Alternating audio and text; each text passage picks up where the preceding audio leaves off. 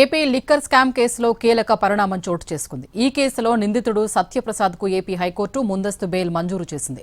Liquor scam కేసులో ప్రధాన నిందితుడిగా ఉన్నారు ఎక్సైజ్ శాఖ మాజీ assistant commissioner Satyaprasad. Liquor scam కేసులో ముందస్తు బెయిల్ మంజూరు చేయాలని సత్యప్రసాద్ పిటిషన్ దాఖలు చేశారు. సత్యప్రసాద్ పిటిషన్ను కొట్టేసింది ఏసీబీ కోర్టు. అప్రూవర్గా మారే నిందితులు కేసు తేలేంత వరకు జైల్లోనే ఉండాలని, అందుకే ముందస్తు బెయిల్ సాధ్యం కాదని ఏసీబీ కోర్టు తేల్చి చెప్పింది. ఏసీబీ కోర్టు ఉత్తర్వుల్ని సవాలు చేస్తూ హైకోర్టును ఆశ్రయించారు సత్యప్రసాద్. గతంలో పిటిషన్పై వాదనలు పూర్తయ్యాయి. తీర్పు రిజర్వ్ చేశారు. ఇవాళ సత్యప్రసాద్కు ముందస్తు బెయిల్ మంజూరు చేస్తూ ఉత్తర్వులు వెలువరించింది హైకోర్టు.